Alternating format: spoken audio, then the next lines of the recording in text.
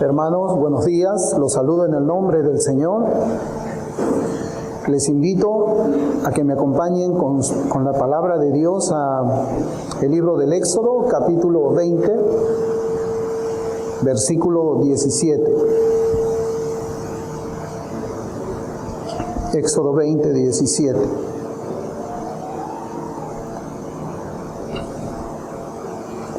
Hoy día vamos a tener una meditación, hermanos, a la que vamos a titular Codicia versus contentamiento.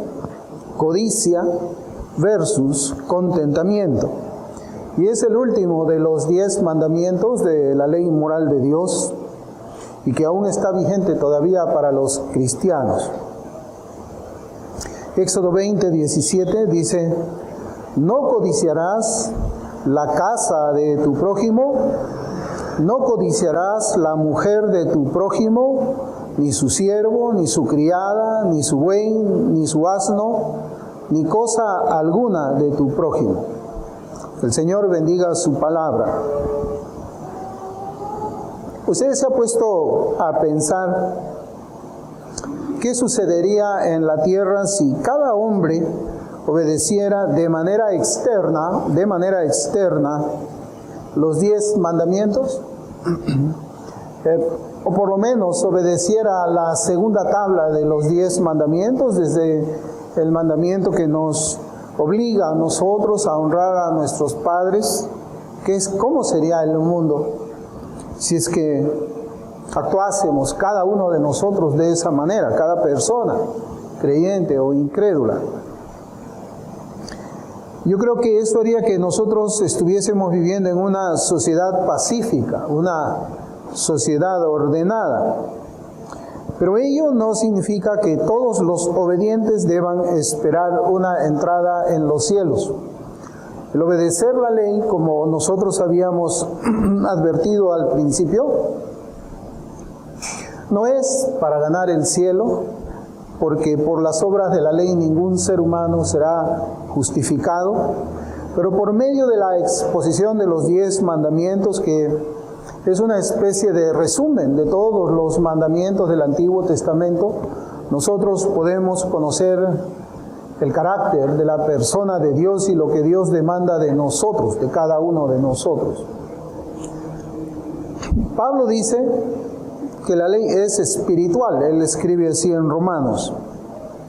¿Y por qué él escribe de esa manera? ¿Por qué dice que la ley es espiritual? Es porque Dios reclama obediencia desde el corazón del hombre. Dios reclama obediencia desde el corazón del hombre, es decir, la obediencia en la carne convierte a los seres humanos en moralistas, mientras que la obediencia desde el corazón convierte al hombre en hijo de Dios. Y esto es un poco para aclarar en la primera parte que yo les estaba comentando acerca de qué sucedería si todos viviésemos obedeciendo la ley moral de Dios, tanto incrédulos como creyentes. Evidentemente que viviríamos en una sociedad moralista, una sociedad pacificada, pero Dios demanda no solamente una obediencia en la carne, porque eso lo podemos ver a través de las tantas exhortaciones que hacía el Señor en el ministerio en sus días, en una sociedad que vivía bajo una teocracia, bajo un gobierno de Dios, y estoy hablando de los israelitas del Antiguo Testamento y los israelitas de los evangelios. Ellos se esforzaban por obedecer la palabra de Dios, y lo podemos observar quizás más claramente por el ministerio o el servicio, podemos llamarle, que tenían los fariseos. Los fariseos se esforzaban por obedecer la ley moral de Dios. Los fariseos hacían una especie de patrullaje espiritual, algo así como un serenazgo que es en nuestra sociedad acá peruana, con el propósito de verificar de que todos en Israel estuviesen obedeciendo los 10 mandamientos. Entonces, en Israel antiguo y en el Israel moderno, nosotros podemos ver personas que se esfuerzan en la carne por obedecer la palabra de Dios, pero eso no les da a ellos el derecho de ser llamados hijos de Dios, ni tampoco les da derecho al cielo. La obediencia del corazón. Estábamos hablando de la obediencia del corazón. La obediencia del corazón no es posible para una persona que tenga el corazón de piedra. No es posible. Primeramente es necesaria una obra poderosa que quite el corazón malvado y aborrecedor de Dios y ponga en su lugar un corazón de carne que al mismo tiempo trae consigo la morada del Espíritu de Cristo, quien nos conduce a toda verdad y obediencia en las palabras del profeta Ezequiel. Se dice en Ezequiel 36, versículos 26 y 27, os daré corazón nuevo y pondré espíritu nuevo dentro de vosotros. Y quitaré de vuestra carne el corazón de piedra y os daré un corazón de carne y pondré dentro de vosotros mi espíritu y haré que andéis en mis estatutos y guardéis mis preceptos y los pongáis por obra. Aquí nosotros estamos viendo en un versículo la obra de la regeneración y las consecuencias de la regeneración. Notamos aquí de que Dios en una obra milagrosa, poderosa, sobrenatural, Él quita el corazón de piedra del hombre natural, del hombre sin Cristo, para poner allí un corazón de carne. Y además de eso, no solamente se queda allí la obra de Dios, sino que Él pone también dentro de esa persona con un corazón de carne el Espíritu Santo. ¿Y cuál es el propósito? Precisamente de cambiar el corazón de la persona y hacer morar el Espíritu Santo en ella. El versículo 27 lo dice: y haré que andéis en mis estatutos y guardéis mis preceptos y los pongáis por obra. Entonces, cuando una persona es morada del Espíritu Santo, cuando una persona tiene un corazón de carne, ¿qué cosa es lo que vamos a ver primero nosotros? Obediencia. Obediencia. Una persona que ha nacido de nuevo no se enfrenta al Espíritu Santo para cuestionar la ley moral de Dios, si es que está vigente o no para su vida. Porque esa persona tiene los ojos abiertos, tiene el Espíritu dentro. Y como el profeta David, el rey David decía, se deleita en la ley del Señor. Un creyente nacido de nuevo se deleita en la ley moral de Dios. Y el Espíritu Santo hace de que aquella persona que es creyente honre a su padre y a su madre.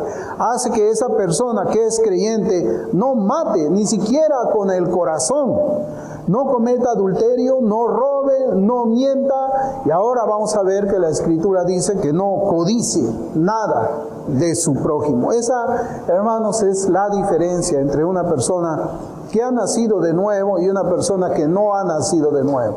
Yo creo que el mundo debe estar dividido en esas dos clases de personas: los que son de Cristo y los que son de Adán, o los que están todavía en el pacto de obras y los que están en el pacto de gracia. Son dos clases de personas, no hay absolutamente otra clase de persona. No existe un cristiano carnal, alguien que dice que es cristiano y no obedece a los santos mandamientos de Dios, que tienen el propósito de santificar su vida. ¿Qué cosa es santificar la vida? Es apartarnos del pecado y acercarnos más a la obediencia de Dios. Es apartarnos del mundo y acercarnos a la piedad genuina que nosotros encontramos en la Escritura. La Biblia pues nos enseña de una obediencia que no involucra el corazón, y se puede conocer o la podemos llamar como una obediencia farisaica. Una obediencia farisaica. Una obediencia farisaica que fue confrontada por el Señor y que está registrada en el capítulo 23 del Evangelio de Mateo, si es que usted lo va a buscar. Yo comencé hablando de los fariseos y cómo es que ellos obedecían la ley en su carne, pero en su corazón ellos aborrecían a Dios. Suena, hermanos, quizás un poco chocante cuando alguien habla de esta manera, pero eso es cierto. La palabra del Señor dice, si me amáis, guardad mis mandamientos, pero no en la carne, es guardarlos en el corazón. Y eso solamente lo hace una persona que tiene una naturaleza distinta. En Mateo capítulo 23, versículos del 25 al 28, vamos a ver cómo es que el Señor enfrenta esa obediencia farisaica. Ahí dice, ay de vosotros, escribas y fariseos hipócritas, porque limpiáis lo de fuera del vaso y del plato, pero por dentro estáis llenos de robo y de injusticia. Fariseo ciego, limpia primero lo de dentro del vaso y del plato, para que también lo de fuera sea limpio.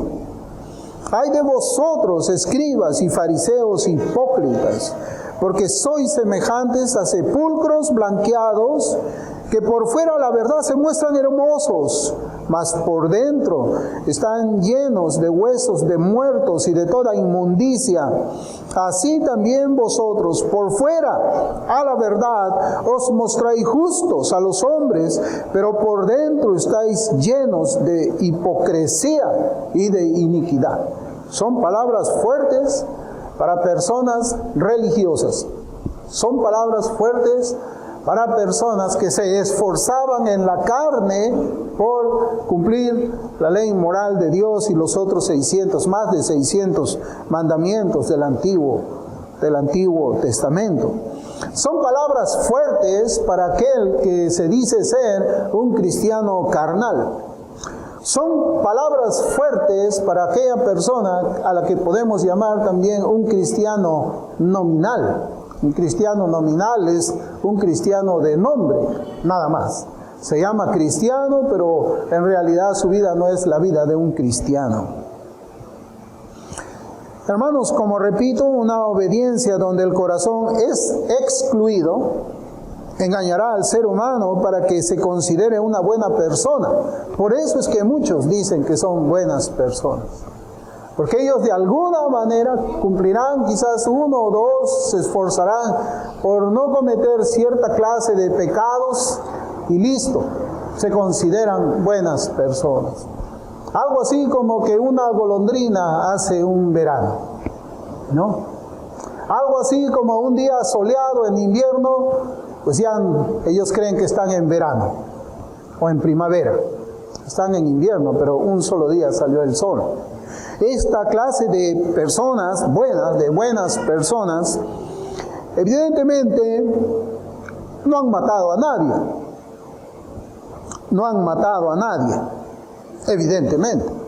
Por eso se consideran buenas personas. Pero habría que preguntarles si es que han honrado a sus padres y a su madre. Habría que preguntarles si alguna vez cometieron adulterio o fornicación. Habría que preguntarles también si es que alguna vez habrán robado algo. Habría que preguntarles si es que alguna vez hablaron mentiras. Habría que preguntarles si alguna vez ellos codiciaron la propiedad de su prójimo. Entonces, para que un ser humano no sea una buena persona, sino sea una verdadera buena persona, se necesita la obra poderosa de Dios. El cielo no es para quienes hacen buenas obras para ser vistos por los demás.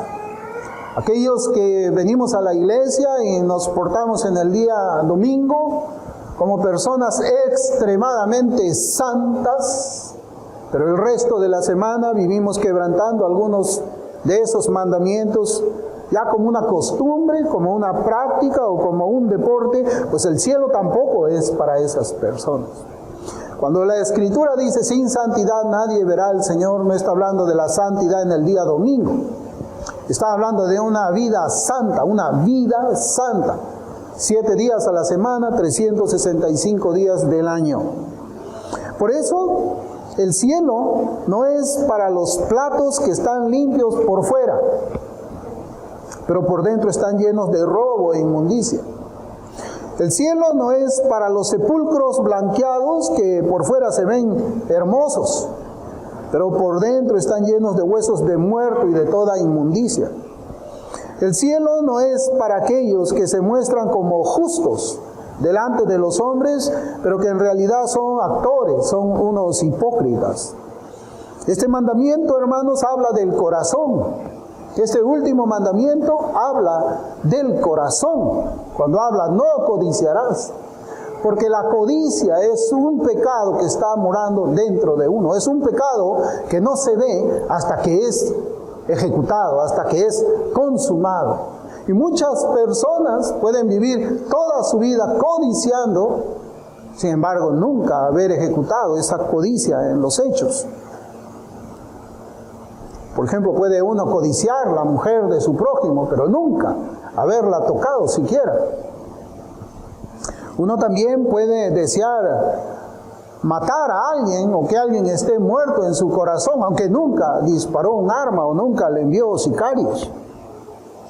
Una persona también puede ser de que no haya hurtado nada, pero codicia los bienes de otra persona en su corazón, los desea para él. Le gustaría que le sean quitados de esa persona para ser entregados a nosotros.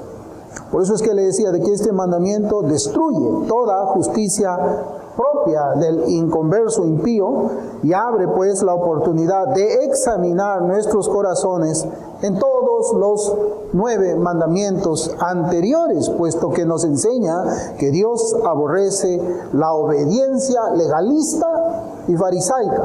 Dios aborrece la obediencia legalista y farisaica. Él aborrece a los hipócritas, porque los fariseos así son llamados por él. Hipócritas. Hipócrita es la palabra que se usa para definir a un actor. Un actor es un hipócrita. Un actor es un hipócrita. Porque él se sube al escenario para representar a una persona, pero luego que termina su representación, él vuelve a ser una persona distinta. El hipócrita viene también aquí a la iglesia, se presenta como un plato limpio, pero por dentro los otros días de la semana está lleno de inmundicia. Por eso es que este mandamiento es importante para que nosotros nos examinemos a la luz de la palabra. En nuestra lectura del mandamiento, observamos nosotros que el Señor prohíbe toda codicia en general. Y Thomas Watson define la palabra codicia de la siguiente manera. Yo quisiera que leamos o que me presten atención mientras leo a Thomas Watson. Él tiene una obra que se llama Los 10 Mandamientos. Él dice: hay 2 palabras en el griego que nos revelan la naturaleza de la codicia. Pleonexia, que significa un deseo insaciable de obtener el mundo. Un deseo insaciable de obtener el mundo.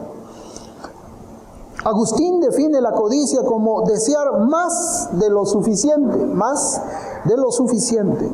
La otra palabra es filarguria. Filarguria, que significa un deseo inmoderado del mundo. El mundo es el ídolo, dice Watson.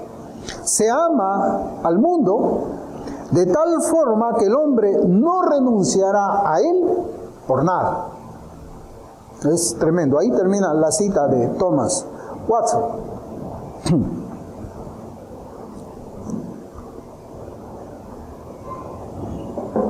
Entonces vemos ahí esas 2 palabras que nos conducen a nosotros para dar una definición de la siguiente manera. ¿Qué es la codicia? La codicia es un deseo insaciable e inmoderado de obtener el mundo.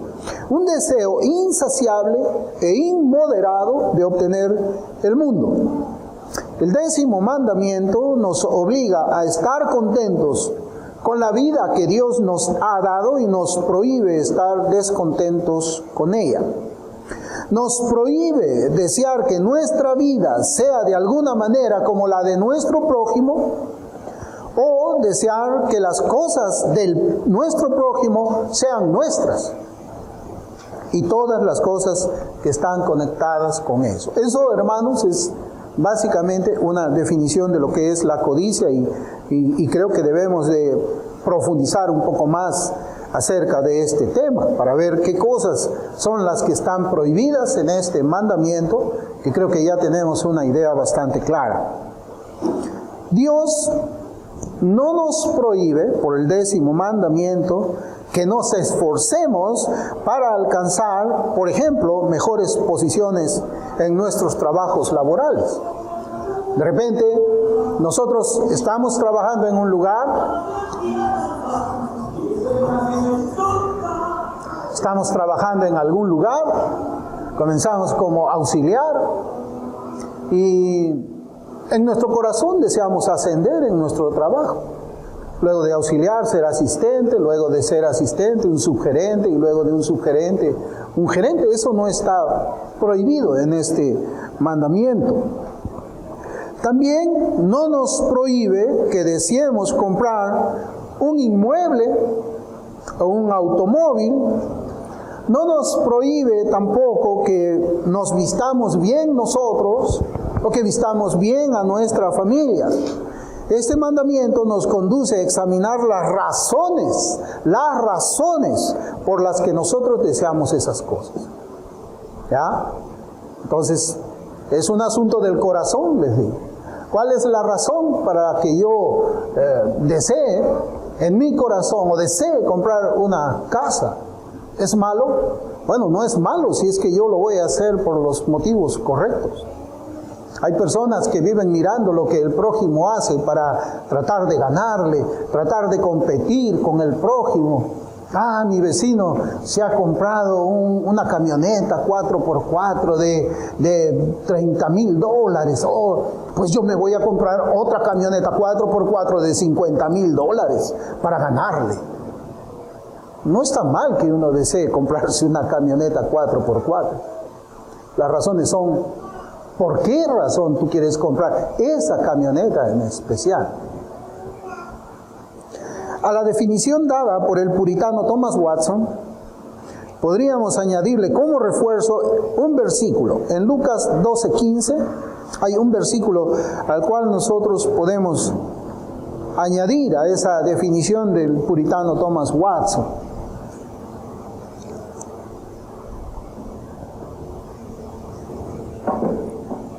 Y es una orden, un mandamiento del Señor Jesucristo. Lucas 12:15.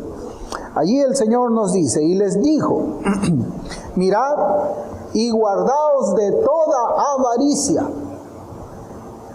porque la vida del hombre no consiste en la abundancia de los bienes que posee. Abundancia de los bienes que posee, conectado con la palabra avaricia. Albert Barnes, él comenta de la siguiente manera: avaricia, ¿qué es avaricia? Dice Albert Barnes. Dice, es un deseo pecaminoso sobre la propiedad de otro. También un deseo de ganancia o riquezas más allá de lo que es necesario para nuestras necesidades. Es una violación del 10º mandamiento, Éxodo 20:17, y se le llama expresamente idolatría. Compárese en Colosenses 3:5 y compárese también con Efesios 5:3 y Hebreos 13:5. Hermanos, no es malo de que nosotros tengamos riquezas. Abraham fue un hombre rico. David fue un hombre rico. Job fue un hombre rico. Pero su corazón nunca estuvo puesto sobre las riquezas. Su corazón estaba puesto en el Señor. Santiago lo dice de esta manera también, Juan, en primera de Juan, capítulo 2, versículos 15 y 17, él lo dice de esta manera: Dice la Escritura, no améis al mundo, ni las cosas que están en el mundo. Si alguno ama al mundo, el amor del Padre no está en él, porque todo lo que hay en el mundo, los deseos de la carne, los deseos de los ojos y la vanagloria de la vida, no proviene del Padre, sino del mundo. Y el mundo pasa y sus deseos, pero el que hace la voluntad de Dios permanece para siempre. ¿Qué es lo que nos enseña aquí la Escritura? Aquí nos enseña de que amar al mundo y las cosas del mundo nos mantienen lejos de Dios. El amor del Padre no está en quienes tienen ese amor. Es un amor que tarde o temprano terminará mostrándose en acciones y palabras contrarias a la enseñanza bíblica y a la fidelidad cristiana. Pablo lo dijo de esta manera: hermanos, el amor al mundo y a las cosas del mundo realmente son un tropiezo verdadero para el creyente. Mire cómo es que Pablo lo enseña en un ejemplo de la vida práctica. En 2 de Timoteo capítulo 4, versículo 10, él dice: porque Demas me ha desamparado amando este mundo y se ha ido a Tesalónica. Crescente fue a Galacia y Tito a Dalmacia. En cierta oportunidad, hermanos, y yo creo que esto lo he compartido también de una manera privada, en cierta oportunidad, como les digo, yo estaba conversando con un querido pastor de otro país y se vino a mi mente un hermano en particular que pues él era muy estudioso de Berkov y de otras teologías sistemáticas, muy estudioso de todo lo que tenía que ver con el Señor. Leía muchos autores, además de la Biblia, pero llegado un momento, él comenzaba a poner tropiezo contra la enseñanza que se estaba dando desde el púlpito. Él abiertamente estaba mostrando su oposición a lo que el pastor estaba enseñando. ¿Y qué era, hermanos, lo que estaba sucediendo y que terminó llevándolo a abandonar la iglesia?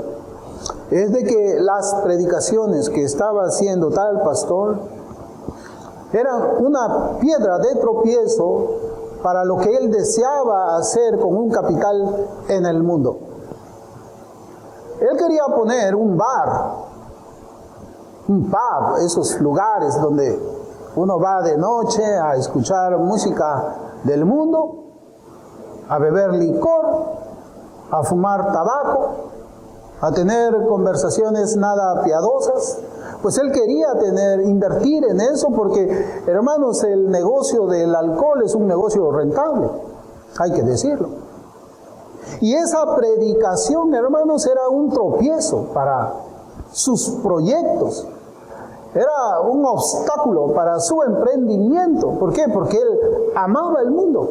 Él deseaba la vanagloria de la vida. Él esperaba invertir ese capital y seguramente un retorno de la inversión de un 30-40%. Y evidentemente que tenía que escoger entre vivir una vida piadosa, con contentamiento de las cosas santas que Dios estaba dando para él y para su familia, porque era casado y tenía hijos, o dejar la iglesia y amar el mundo. Hermanos, la triste realidad es que él abandonó la iglesia por su emprendimiento. Lo que debemos resaltar nosotros a partir de lo que leemos aquí en 2 de Timoteo 4:10, en nuestras mentes debemos resaltar, es que abandonar al Señor por el amor a este mundo o por codiciar las cosas de este mundo no siempre implica abandonar la iglesia local. Una persona puede tener su cuerpo en la iglesia, pero su corazón en el mundo. Puede tener su cuerpo en la iglesia, pero su corazón en el mundo. Y esto otra vez me lleva a mí a las palabras que le hablé en la introducción. Dios mira el corazón. Estar dentro de la iglesia no convierte a una persona en creyente. Alguien puede dormir un mes seguido en una cochera, pero eso no te convierte en un automóvil, ¿no? Entonces, estar dentro de una congregación no necesariamente implica que te vas a convertir en cristiano, ¿no? Más bien el cristiano debe asistir. Lo que yo les quiero decir es que hay personas como Demas, el abandono de Demas fue un proceso. Demas no fue que un día se despertó y dijo, Pablo, te voy a abandonar, me gusta el mundo. No, el mundo ya iba trabajando en su corazón. Su corazón iba llenándose del mundo. Y no había nada dentro de él que se oponga a ese deseo pecaminoso. Hasta que llegó un momento en que sus actos demostraron qué cosa era lo que llenaba su corazón. El amor al mundo. ¿Expresado en qué? Posiblemente en posesiones, posiblemente crear su propia secta, como ya tendría tal vez algún nombre ganado por caminar con el apóstol Pablo. Pero también hay otro personaje que igualmente abandonó al Señor por la codicia de las cosas terrenales. ¿Cuál era el nombre? Es bien conocido. Nadie le pondría ese nombre a su hijo.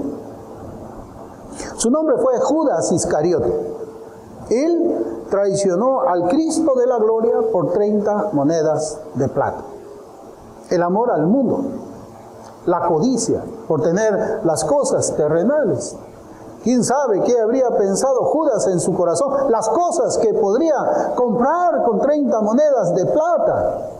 Un televisor grande que llene toda la pared, una camioneta 4x4 de $60,000, no sabemos, una casa inmensa con pisos de mármol. Él amaba esas cosas y para conseguir esas cosas no le importaba traicionar al inocente, no le importaba traicionar al inocente. Y así, hermanos, yo también pensando ahora en esa obediencia farisaica, en qué cosa es lo que pasa con el cuarto mandamiento cuando nosotros decidimos trabajar en ese día. ¿Para qué? Bueno, si ya tengo casa, si ya tengo comida, si ya tengo ropa, todo eso ya me lo ha dado el Señor. Entonces, ¿para qué trabajo el domingo? ¿Para qué? Para codiciar más. Yo no estoy contento con lo que Dios me da.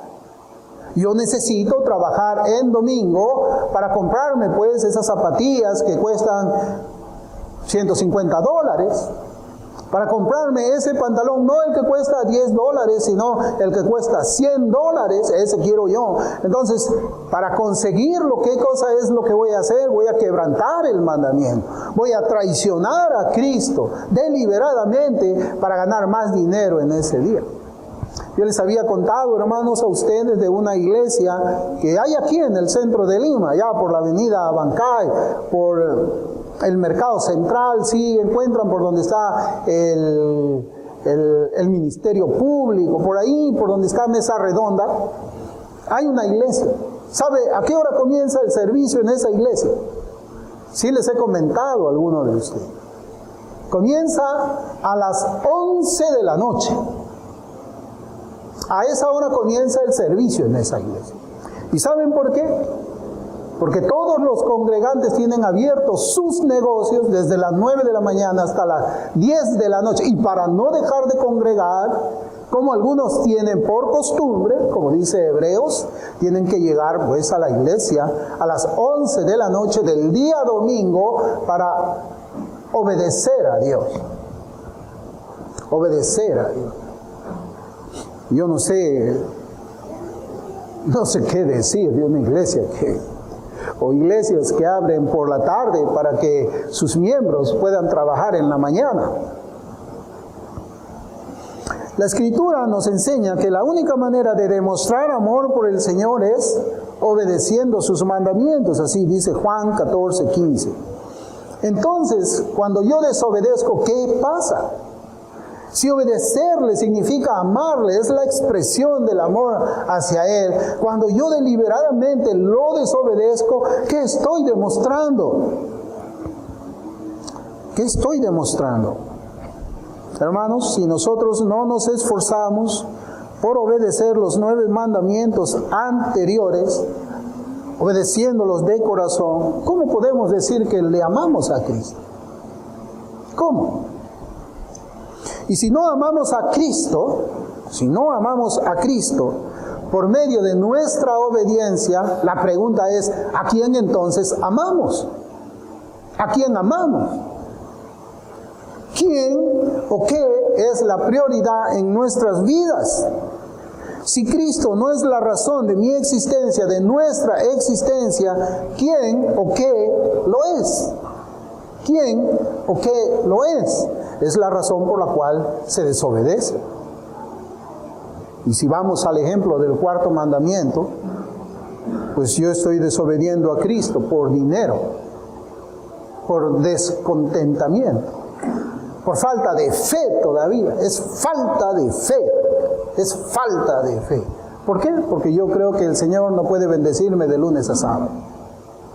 Porque creo que el Señor no puede poner mesa en el desierto, como citamos nosotros en esta serie de sermones. Porque yo creo que Él no tiene el poder suficiente como para suplir mis necesidades. O por codicia, porque quiero más de lo que Él ya me ha dado por bendición o por gracia.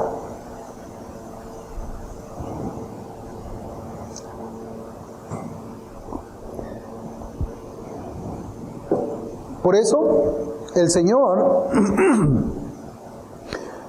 nos amonesta a cada uno de nosotros de la manera más clara y posible. En Mateo 6:24 hay un versículo que conocemos nosotros bastante bien. Mateo 6:24. Dice, ninguno puede servir a 2 señores, porque o aborrecerá al uno y amará al otro, o estimará al uno y menospreciará al otro. No podéis servir a Dios y a las riquezas.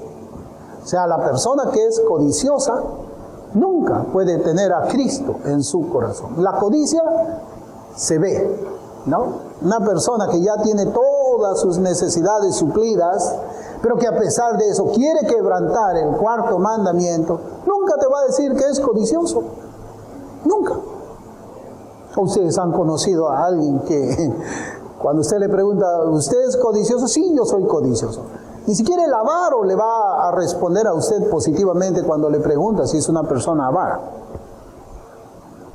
El Señor lo que nos dice aquí es que es imposible, y hay que grabar esa palabra, es imposible servir a Cristo y al mismo tiempo codiciar lo ajeno. Acá está hablando de codicia, está hablando del mandamiento 10º. Es imposible codiciar lo ajeno y amar a Cristo.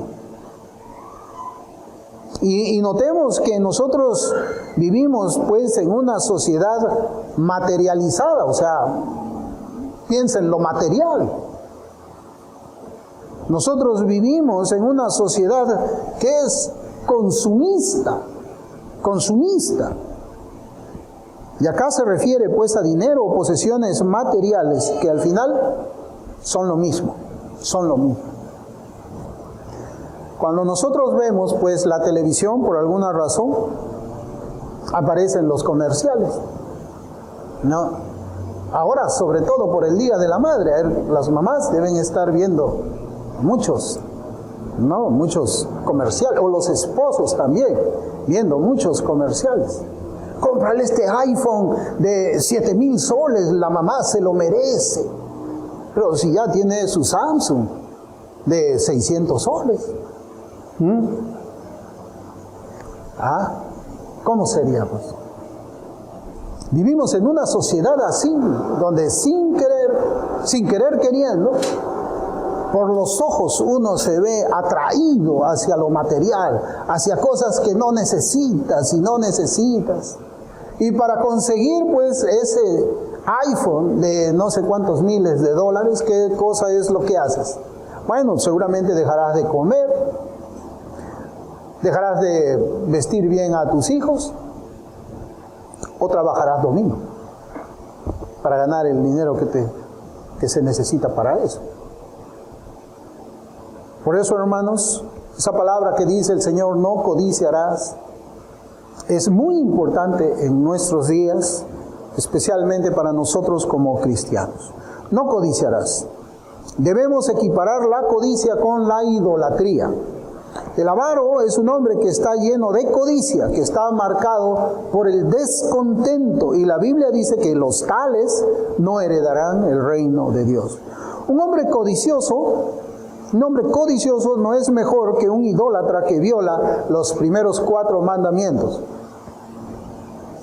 Y este mandamiento, el 10º, busca que pongamos atención en proteger nuestros corazones en medio de esta sociedad materialista y consumista, que inunda pues nuestros ojos y oídos con cosas materiales que en la mayoría de los casos no los necesitamos. Hay cosas que no necesitamos, como el ejemplo del teléfono. Ya tenemos uno de 600 soles. ¿Para qué quiero yo un iPhone de 10,000 soles? Que vale 10 veces más y va a hacer lo mismo. Claro, para que la vecina vea, ¿no? Para que el vecino vea, wow, Guillermo, mira, tremendo teléfono que tiene, ¿no? Claro, y en mi casa no están comiendo, ¿no? Pero tengo un buen teléfono. En la mayoría de los casos no necesitamos muchas de esas cosas. Eclesiastés 5:10, mire cómo dice.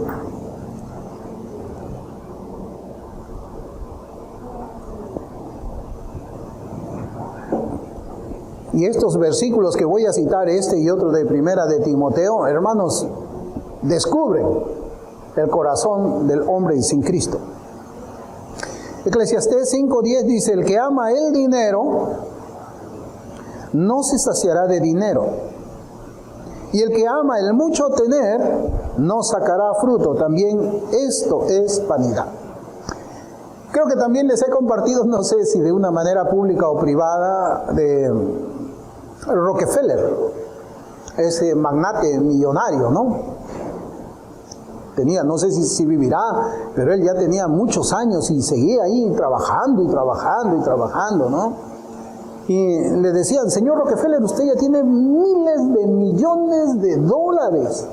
¿Por qué ya no se retira? ¿Por qué no descansa del fruto de su trabajo?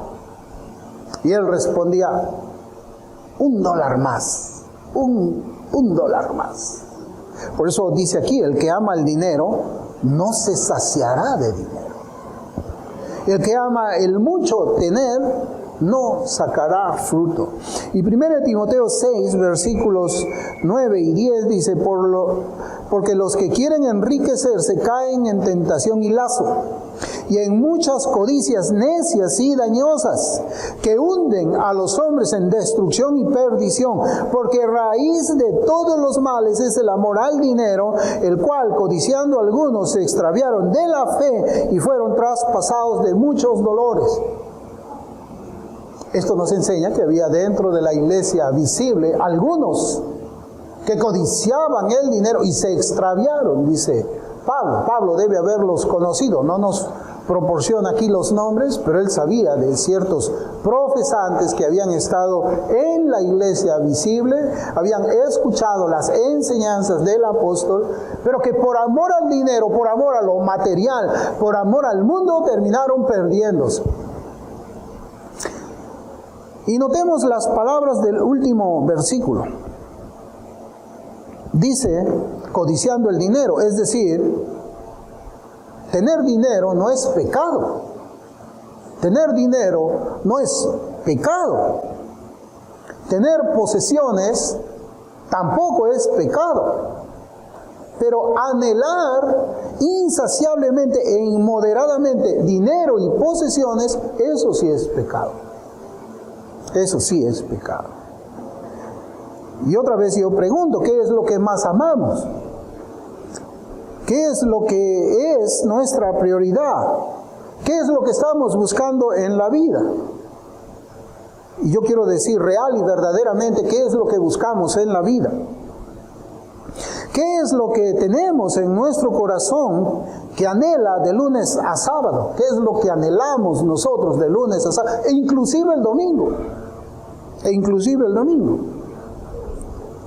Y en esta parte, hermanos, podemos recordar también la parábola del sembrador, si me acompañan a Mateo capítulo 13.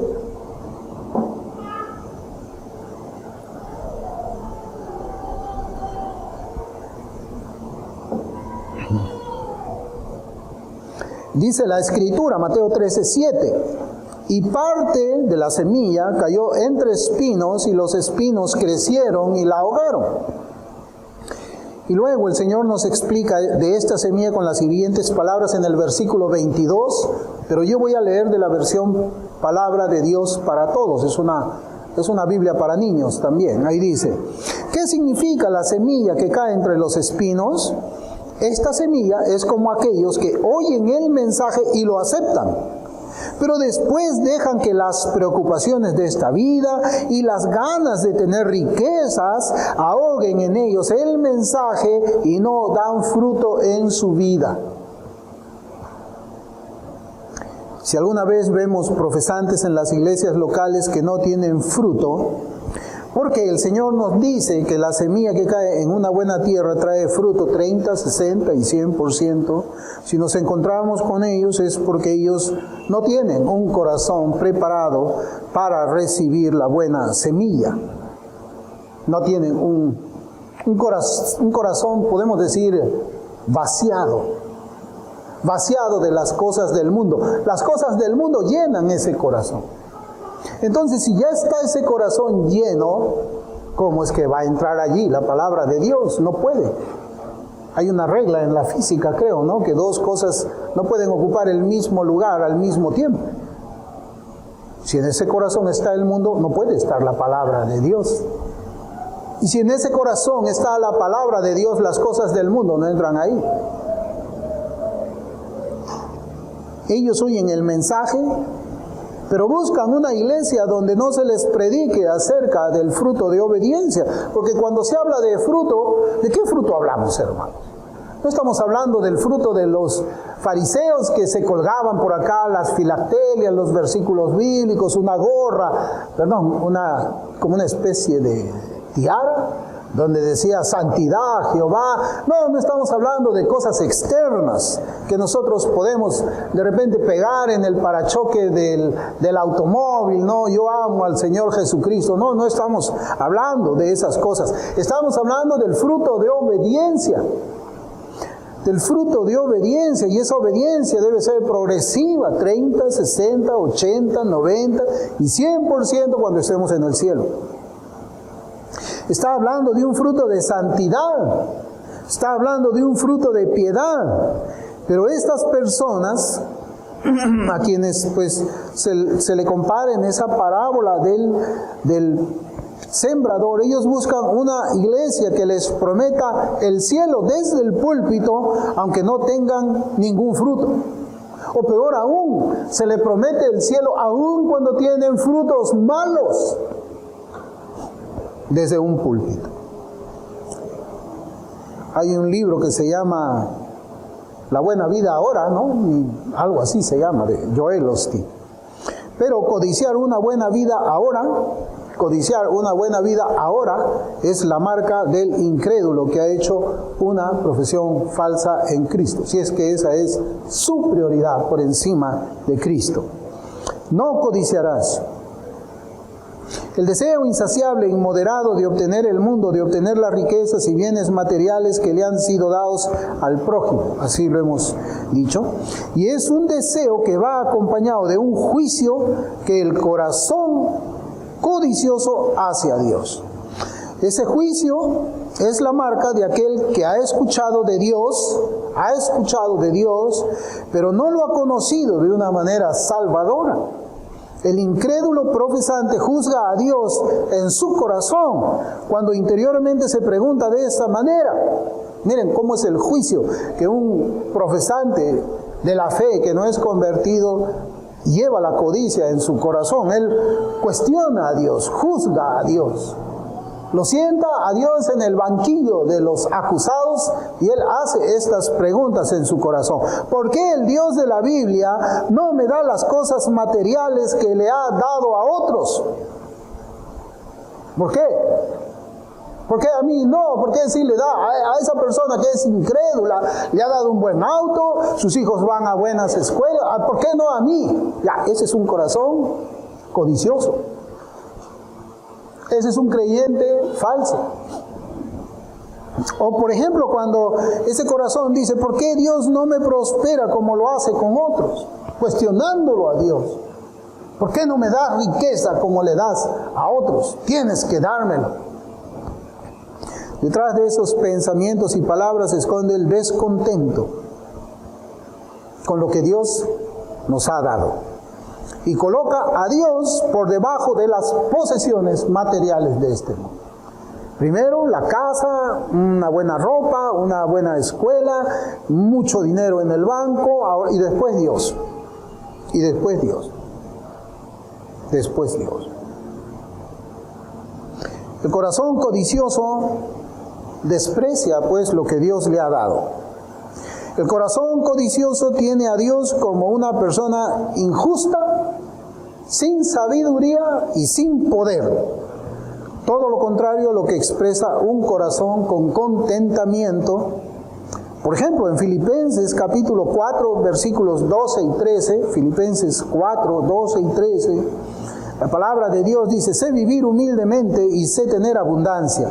En todo y por todo estoy enseñado, así para estar saciado como para tener hambre, así para tener abundancia como para padecer necesidad. Todo lo puedo en Cristo que me fortalece. Ese es el contexto del versículo 13. Todo lo puedo en Cristo que me fortalece. 1 Timoteo 6, versículos 6 al 8 dice, pero gran ganancia es la piedad acompañada de contentamiento, porque nada hemos traído a este mundo y sin duda nada podremos sacar. Así que teniendo sustento y abrigo, estemos contentos con esto. Y precisamente, hermanos, debemos terminar con estas palabras citadas de las Santas Escrituras. Como creyentes debemos cultivar el contentamiento cristiano. ¿Podemos anhelar tener una casa? Sí, si el Señor así lo permite. El mandamiento no busca someter todas las cosas materiales que necesitamos, el mandamiento busca someter todas las cosas materiales que necesitamos bajo la santa voluntad de Dios. Y evidentemente tenemos que esforzarnos, tenemos que trabajar, pero siempre con un corazón recto delante del Señor por los propósitos piadosos. No podemos quebrantar sus mandamientos para hacernos de cosas materiales de este mundo. No podemos mentir para poder tener una ganancia, ¿no? La Biblia condena la doble pesa, ¿no? O sea, ellos compran con una pesa y venden con otra pesa, ¿no? Un cristiano debe tener su balanza en el mercado, que si dice 1 kilo es porque hay 1 kilo. Nosotros ahora nos enfrentamos en el mercado, pues te pesan 1 kilo de lo que sea, y si tú tienes una balanza en tu casa te das cuenta que te han dado 800 gramos. Entonces nosotros no podemos robar para tener algo más, no podemos mentir para tener algo más, no podemos codiciar nada, porque esas codicias nos van a llevar siempre a caminos impíos. Lamentablemente el problema de muchos es que queremos más de aquellas cosas que ya satisfacen nuestras necesidades materiales. Como creyentes debemos guardar en nuestros corazones esta palabra que dice el Señor Jesucristo, y con esto termino. En Colosenses capítulo 3, versículos 1 y 2 dice, si pues habéis resucitado con Cristo, buscad las cosas de arriba, donde está Cristo sentado a la diestra de Dios. Poned la mira en las cosas de arriba, no en las de la tierra. Amén. Vamos a orar, hermanos.